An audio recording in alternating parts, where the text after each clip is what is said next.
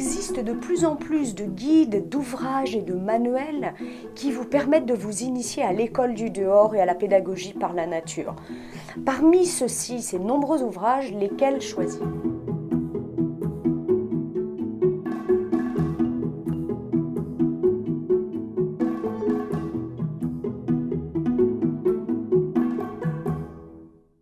La question est, lesquels vous permettent d'accéder plus rapidement à la création de votre école et vous donnent les meilleurs trucs et astuces pour réussir rapidement.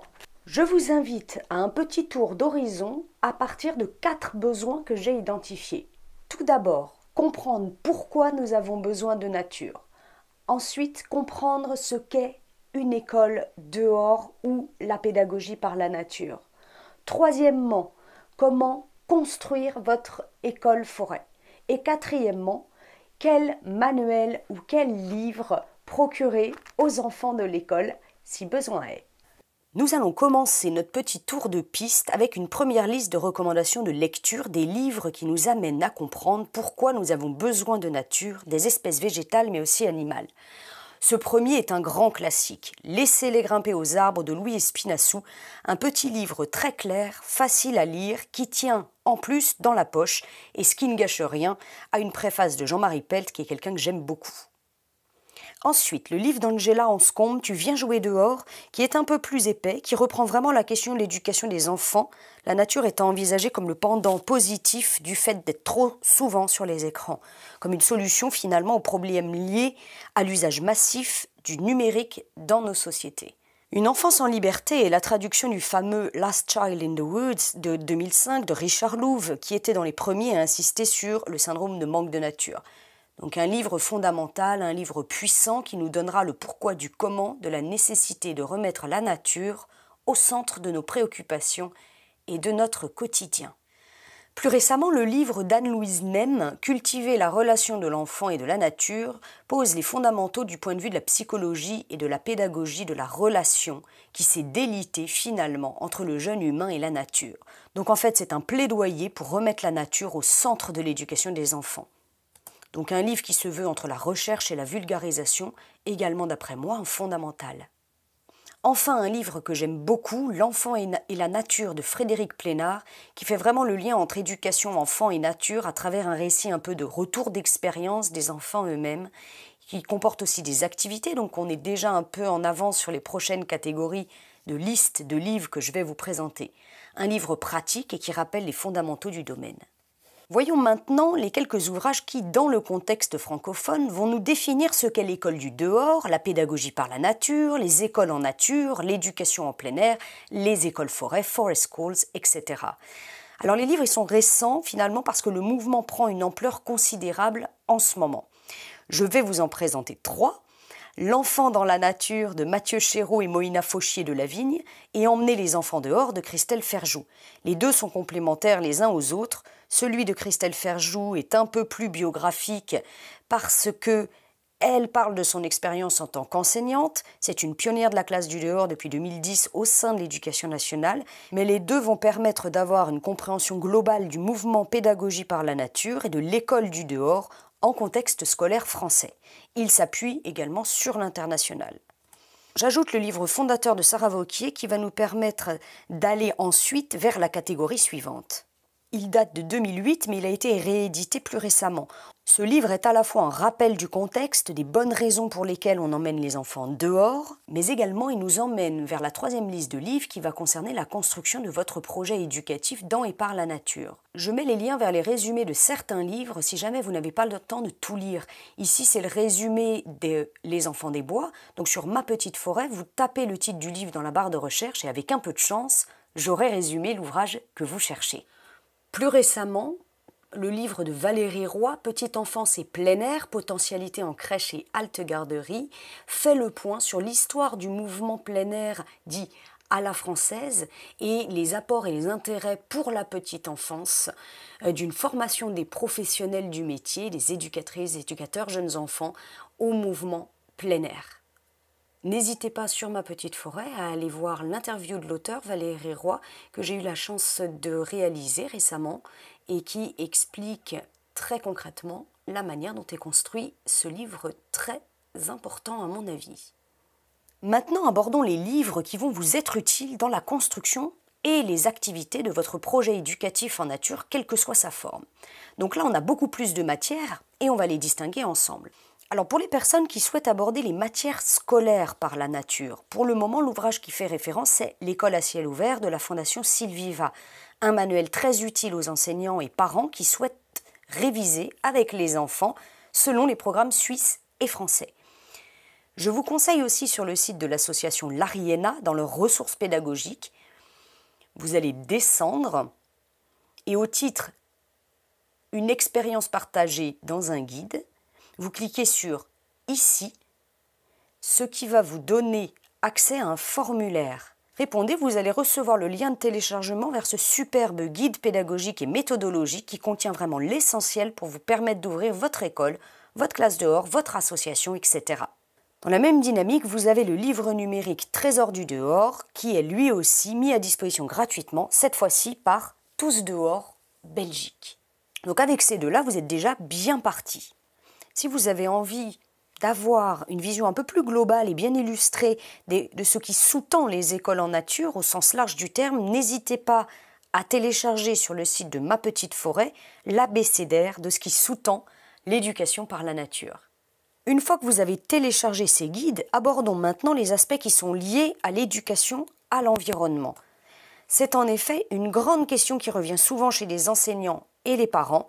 On n'est pas diplômé ou on n'a pas forcément de formation à l'éducation à l'environnement. Donc je vais vous lister quelques-uns des meilleurs guides que j'ai trouvés et expérimentés.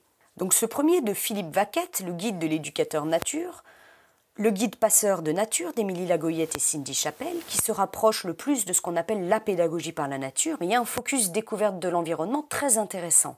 Pour accompagner vos groupes, là aussi j'ai plongé dans le monde de l'animation, de l'accompagnement de groupes en nature. Le fameux guide Sortir dans la nature avec un groupe est excellent. Le livre Piste, où on retrouve Louis Espinassou, que vous avez déjà vu passer. C'est un livre qui vous permet d'accompagner pas à pas des groupes en nature, avec un focus vraiment nature, environnement. Un livre que j'ai beaucoup aimé pour son côté très formatif, c'est Animer dehors, qui est à destination des formateurs BAFA-BFD. Donc c'est un petit livre qui n'est pas focalisé sur l'éducation à l'environnement, mais plutôt sur la gestion de groupes, dont la plupart du temps dehors. On arrive ensuite sur un incontournable. Ce n'est pas un livre, mais un site, celui des CPN. Si vous allez sur la boutique, vous descendez et là vous pouvez feuilleter leur catalogue. Vous avez de nombreux ouvrages, des fiches, des textes, des activités, tout un tas de ressources qui peuvent vous être utiles pour faire les activités dehors avec les enfants. J'ai opté aussi pour ce cahier d'observation et d'activités sur les arbres et j'ai aussi pris celui sur les oiseaux. Je les ai achetés sur la boutique de Colibri. Je les ai trouvés bien faits parce qu'on peut facilement les photocopier, on peut ensuite plastifier certains éléments pour faire des jeux. Et en plus, ils ne sont pas excessifs, ils sont autour de 8 € chacun. Pour continuer sur la question des arbres, je vous renvoie vers une liste guide d'identification des arbres et arbustes. Alors je ne peux pas vous en conseiller un en particulier parce que ça dépend du niveau de détail que vous voulez, du public auquel vous avez affaire et bien évidemment du lieu dans lequel vous évoluez. Mais je vous mets cette liste ici que j'ai prise sur unitech.com pour que vous voyez aussi cette espèce de bibliothèque livres et outils du savoir.com. J'aime beaucoup, donc je vous laisse fouiller pour les livres d'identification ici. Je vous parlerai juste de ce petit livre d'identification des plantes sauvages comestibles que j'aime bien, déjà parce qu'il a un format ultra pocket, il tient bien dans la poche, parce qu'il n'est pas cher et qu'il est suffisamment fourni pour être exhaustif. On a déjà 70 espèces à découvrir, donc il est pas mal du tout pour commencer. On part maintenant dans les activités au-delà de la simple question de l'éducation à l'environnement. 1000 choses à faire avec un bout de bois est un super livre pour vous, pour les enfants qui maîtrisent la lecture. C'est un livre qui est vraiment fait pour l'école du dehors avec des tonnes d'idées super intéressantes. Voici un autre livre que j'aime bien, 50 activités nature avec les enfants. Bien illustré, bien détaillé, les consignes sont claires. On ne l'emmène pas forcément sur le terrain, mais on peut préparer les activités avec. Alors petit point quand même qu'il est important de rappeler. Ce n'est pas parce qu'on est dans la nature qu'on fait forcément de l'éducation à l'environnement. Dans les activités par la nature, on travaille tout un tas de compétences et d'habiletés transversales, que ce soit la motricité, la dimension coopérative entre les enfants, l'esthétique, la bienveillance, l'expression artistique, etc. Donc ne pas faire l'amalgame entre éducation à l'environnement et éducation par la nature. Je continue avec 2 livres d'Élise Mareuil que j'aime beaucoup, Jouer avec la nature, Là, on est avec les tout petits. Un autre, Éveil à la nature pour les 0-4 ans, est classé par saison. En fait, c'est simple à utiliser parce que c'est classé par saison. Et Élise Mareuil fait beaucoup d'interventions pédagogiques, donc c'est un guidage que je trouve de très bonne qualité. Celui-ci, L'école de la forêt, est rédigé pour l'univers forestier. Il est très anglo-saxon dans le sens où là, on va vraiment dans la forest school avec comment on fait des nœuds, comment on survit en forêt. Donc c'est intéressant à un niveau un peu plus expert, mais ça peut tout à fait convenir avec des enfants un peu plus âgés. Sinon, la série que j'aime bien, c'est Copains. Je me sers plutôt de Copains des bois, mais vous avez évidemment Copains du bricolage, Copains de la nature et aussi un autre Cabane et cachette qui est très intéressant pour démarrer la construction de cabanes. Toujours dans les guides et activités, vous avez toute la série écrite par Patrick et Manon Luneau, Tous dehors en balade, en montagne, en forêt, dans le jardin et en bord de mer. Enfin, dans la série des livres à vous procurer, la question des contes. 1000 ans de contes sur les sentiers, et on retrouve encore Louis Espinassou.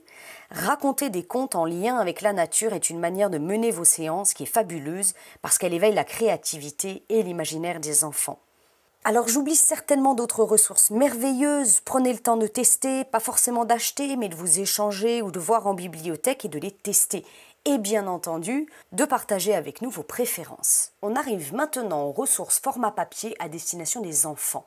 Alors là, vous saurez certainement parfaitement si ce sont vos enfants ou vos élèves, quels livres vous aimez et quels livres ils aiment en lien avec la nature. Moi, j'ai une petite liste que vous voyez là. Alors oui, j'ai un compte Fnac, Fnac Plus même, je l'avoue, je préfère la Fnac à Amazon, mais j'aime aussi fouiner dans les brocantes et les librairies indépendantes. Mais là, c'était plus facile de passer par mon panier Fnac pour vous montrer un petit peu tout ça. Fin de parenthèse. Donc variez les supports, variez les types d'images évidemment, toujours en fonction du public que vous avez. Donc je suis assez forêt bien entendu parce que c'est mon contexte, mais j'essaye d'avoir dans la bibliothèque que je fais passer aux enfants des images de différents contextes. Donc du jardin, de la mer. Vous avez là des livres adressés à des 7-8 ans, mais il y en a pour de plus âgés.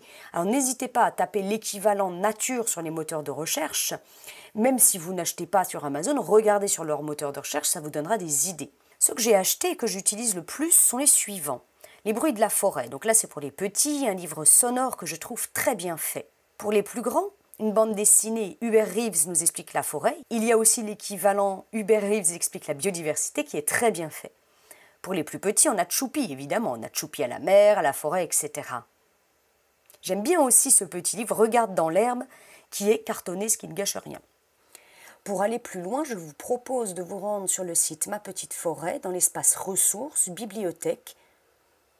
Et là, vous trouverez une liste de ce que j'appelle les essentiels. Donc voilà, vous en avez toute une liste. Certains ont des liens qui vous amènent vers la page d'achat du livre, d'autres des liens vers les résumés de lecture que j'ai pu réaliser. Voilà, plongez dedans.